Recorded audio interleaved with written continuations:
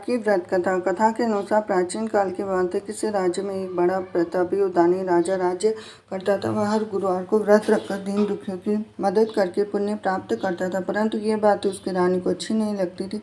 वह न तो व्रत करती थी, न ही दान पुण्य में विश्वास रखती थी। इतना ही नहीं, वह राजा को भी ऐसा करने से मना करती थी। एक समय की बात है, राजा शिकार खेलने के लिए वन को गए। घर पर रानी और दासी थी और उसी समय गुरु बृहस्पति देव साधु का रूप धारण कर राजा के दरवाजे पर भिक्षा मांगने आए।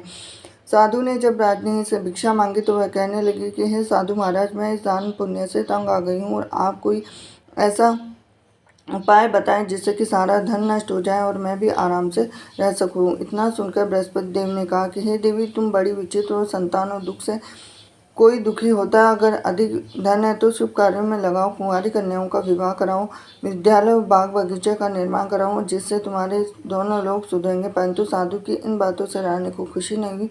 उसने कहा कि मुझे ऐसे धन की आवश्यकता नहीं जिसे मैं दान दूँ और जिससे संभालने में मेरा सारा समय नष्ट हो जाए। तब साधु ने कहा कि अगर तुम्हारी ऐसी इच्छा है तो मैं जैसा कहूँ तुम्हें बताता हूँ वैसा ही करना। गुरुवार के दिन तुम घर को गोबर से लीपना, अपने बालों को पीली मिट्टी से धोना, राजा से हजामत बनाने को कहना, भोजन में मांस मदिरा का प्रयोग करना, कपड़े धोबी के यहाँ धुलने देना। इस प्रकार 7 बृहस्पतिवार करने से तुम्हारा समस्त धन नष्ट हो जाएगा। इतना कहकर साधु के रूप में बृहस्पति देव अंतर्धान हो गए। साधु के अनुसार कई बातों को पूरा करने पर रानी को केवल 3 बृहस्पतिवार ही बीते थे कि उसकी समस्त धन संपत्ति नष्ट हो गए। भोजन के लिए राजा को परिवार तरसने लगा। तब एक दिन रानी ने राजा से कहा कि हे रानी, तुम यहीं रहो, मैं दूसरे देश को जाता हूँ। तो राजा, क्योंकि यहाँ तो सभी लोग मुझे जानते हैं, मैं कोई छोटा कार्य नहीं कर सकता। ऐसा कहकर राजा दूसरे देश चला गया और वह जंगल से लकड़ी काट कर लाता, शहर में बेचा और इस तरह वह अपना जीवन व्यतीत करने लगा। इधर राजा के परदेश जाते ही रानी और दासी दुखी रहने लगे। एक बार जब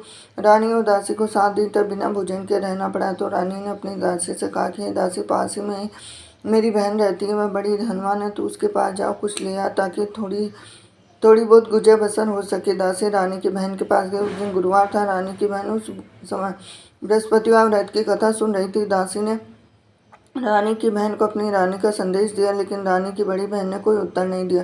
जब दासी को रानी की बहन से कोई उत्तर नहीं मिला तो वह दुखी हुई और उससे क्रोध भी आया। दासी ने वापस आकर रानी को सारी बात बता दी। ये सुनकर रानी ने अपने भाग्य को कोसा। उधर रानी की बहन ने सोचा कि मेरी बहन की दासी आई थी, परंतु मैं उससे नहीं बोली। इससे वह बहुत दुखी हुई और कथा सुनकर पूजा समाप्त करके वह अपनी बहन के घर आई और कहने लगी कि हे बहन, मैं बृहस्पतिवार का व्रत कर रही थी।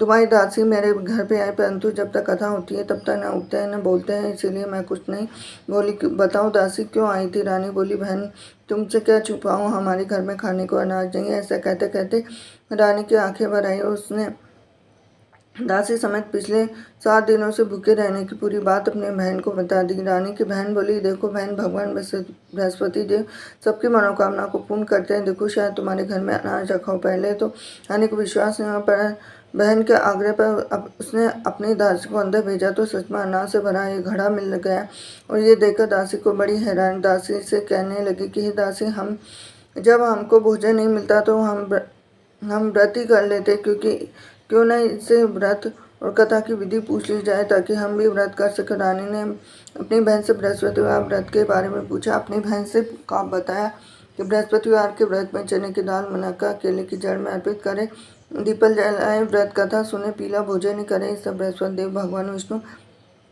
प्रसन्न होते हुए व्रत पूजा की विधि बताकर रानी की बहन अपने घर को लौट आई। 7 दिन के बाद जब गुरुवार आया तो रानी और दासी ने व्रत वह घुड़सवार में जाकर चना और गुड़ लेकर आई। फिर उसे केले की तथा विष्णु भगवान की पूजा की। तब पीला भोजन की चिंता को लेकर दोनों बहुत दुखी हुई। चूंकि उन्होंने व्रत रखा था इसलिए बृहस्पति देव उनसे प्रसन्न थे। एक साधारण व्यक्ति का रूप धारण कर 2 थालों में पीला भोजन दासी को दे गए। भोजन पाकर दासी प्रसन्न हुई और रानी के साथ मिलकर भोजन ग्रहण किया।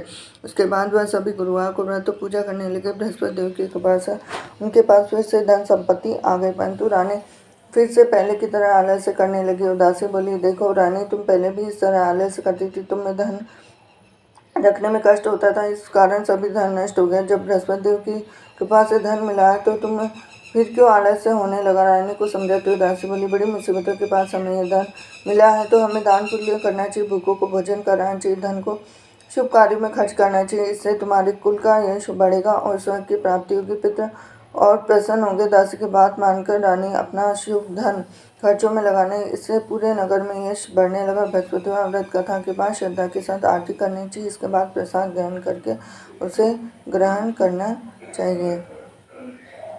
हरे कृष्णा।